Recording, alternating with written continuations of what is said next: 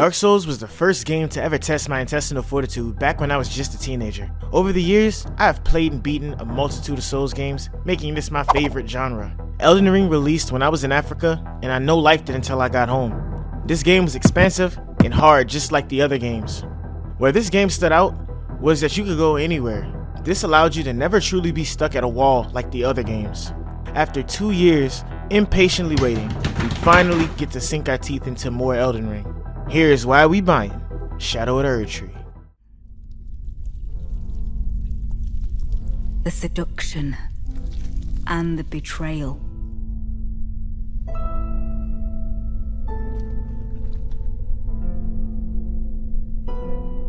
An affair from which gold arose.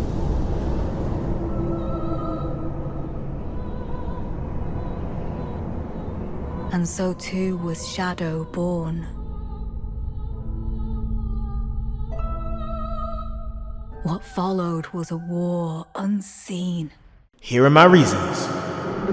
Reason number one, there's going to be a multitude of new bosses. FromSoft has always been known for making some crazy bosses, 2-part, 3-part, 4-part boss fights that really do test you. And just the fact that, you know, the game itself had so many in it, and yeah, there was a lot of reskins, but like the game already had like more than too many bosses to fight. Like I still haven't fought some of them. I have to go back and clean some of them up before the DLC starts. But like for real, just a new addition of more enemies to learn is honestly just gonna test you a little bit harder. I'm really looking forward to it though. Reason number two, new weapons, weapon skills, equipment, and magic. The weapon that throws hands and feet, honestly, is like the one that I'm looking forward to. You know, I have my first character in the game, and in most Souls games, if I can, I'm gonna run hands. I start off with the what is it, the scum of the earth class. I forgot what it's called in Elden Ring, right? Where you start off with level 0 with nothing, and I build them up from just the hands, yo. And then yeah, like my build is crazy. Like I am the original thrower of hands. So this new, you know, weapon that's gonna be in the game, this new skills, all of this stuff is gonna fit perfect for me. That's how I beat the game in the first place. But along with that, there's also a few other ones, right, that'll be pretty nice to try out. Like I have like 2 other builds, right? I have a samurai build and I have a mage build that I never actually finished making yet. So I'm gonna go back, finish those off. I gotta beat the bosses and stuff I need to beat or whatever to get to the DLC. You know, it's gonna work out. But just being able to try out some other things too would be really good. I like to get out of my comfort zone every once in a while, you feel me? And reason number 3, there's a new leveling system that stops over leveling for the new bosses. You level from Erdtree fragments earned from beating bosses inside of the expansion. And your level is not really that important here, as you can only receive these buffs in the Land of Shadows. So pretty much, right, I'm pretty guilty of it too, which this is a part of Souls games, but you know, when you get stuck on a boss, you're like, man, I'm tired of getting beat up. So you go to an area and you just grind and grind and grind until you become like level 200. You're like, all right, I can freaking one-shot bosses. Not really, right, but you can do a lot more damage, right, because you optimize your build. That won't really work here, because even if your build is pretty optimized, right, you still need Erdtree fragments to truly do more damage in this area. So in other words, the game's gonna make you get good, which is crazy, because that's the original game didn't really do that. The original game told you, hey, do you wanna leave? Okay, you can't do that here. Right here, I mean, yeah, I guess you'll be able to go to a different boss, but at the end of the day, you still have to beat these bosses to get these bonuses, these damage buffs. So we're gonna see a lot of people getting stuck, including myself. I'm probably gonna get stuck for a little bit, but we're gonna power through it. You know, we push through adversity. That's all day. But we know that the playthroughs for this DLC are gonna be wild. Because you know, if you're one of the first people there, you don't have all of these guides. Like I can't just look up, oh, how to beat X boss, or exploit to beat this boss, or best weapon for this boss. We don't have that, so we got to figure it out ourselves, which is just how it was when the game first came out. You know, it's this is gonna really show the real gamer in a lot of us. I'm looking forward to it. Reason number 4, you must beat a hard optional boss in order to access the expansion. So you have to beat Mog, the Lord of Blood. And what's crazy, right, is at the time of this recording, only 62% of Steam players even beat him. Like, so I mean, we have to also look at PlayStation and Xbox. You know, it's kind of crazy. And it's not, you know, it's understandable. I missed a lot of bosses too. But anybody who's played this game knows where we go to grind.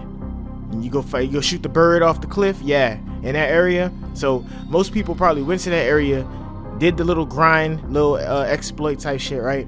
And then they never actually went and explored the area because that area was pretty hard.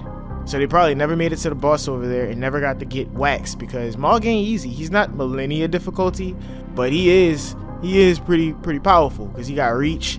He freaking does bleed. He freaking, yeah, he's OP. He's OP. But yeah, a lot of people haven't even beaten him. Me and my old lady, we was trying to beat him. And we're gonna finish it probably today. Cause like I beat him, but I need to go back and beat him on my other two characters as well, so I can make sure I access this. But we're gonna get it though. I'm serious. Like this, I love that the Souls games do this because even in the other games like Dark Souls and stuff, even though you have the DLC, you can't just access the DLC off rip. You have to get to an area where the DLC starts, and that means sometimes you have to beat some very tough bosses before you can even make it happen. So I respect this design choice. You know, hey, people gotta get good, man. In reason 5, this is a large area to be the size of about Limgrave. This will have a lot to discover and lots of fun to be had here. And honestly, I cannot wait because Limgrave was a pretty decently sized area. There were still parts that I have missed. Like I said, I gotta go back and play so much more of this game. And I have 215 hours in the game as we speak. And that's a lot for me. And for me to get 200 hours in the game, that means I really love this game. That means I keep coming back to it, back to back to back. You know, no drizzy. But you know, hey, I cannot wait to really get my hands on this Friday. It's gonna go crazy. I really can't wait to see these Let's Plays and all these people that's about to come out and try to play this game who dismissed it at first or who never beat it and then try to come to this DLC and think they about to just run stuff. I think they about to get a review out in like the next 2 days because I don't foresee that happening. So the only thing that I wish they would add to this game is a modern party system. It's a feature that was corny even back in Dark Souls 1, but we just kind of deal with it because, you know, it's From Software and they're weird, right? The multiplayer would be much more fun if you could just have a Neo style invite system, but they can keep the no reviving. We don't need that, right? If you get killed, you get killed. And I was hoping that they would jump on that for this DLC, but nonetheless, we will still have lots of fun, okay? Like, I don't care who you are. If you want to play multiplayer with your friends and you got to put a summoning sign down and a passcode, it gets pretty annoying, especially when that summoning sign don't pop up or something doesn't work out right. It's really annoying. I understand why though, right? Because they want to de-incentivize people to, you know, get the crutch of co-op.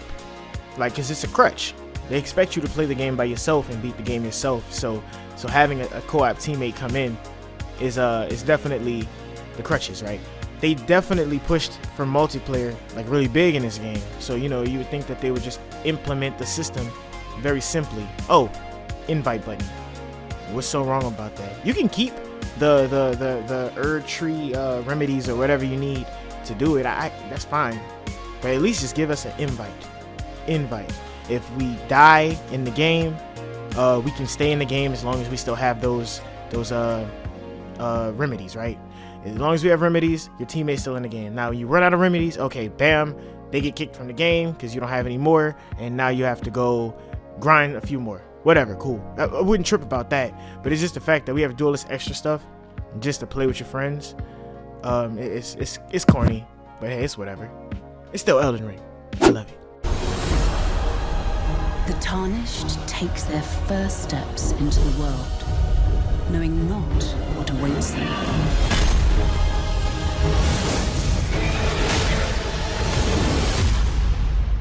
Final thoughts. Shadow of the Erdtree drops on June 21st, 2024. Are you ready to run some fades? Let me know in the comments section. For now, like, share, subscribe, stay tuned. Captain out.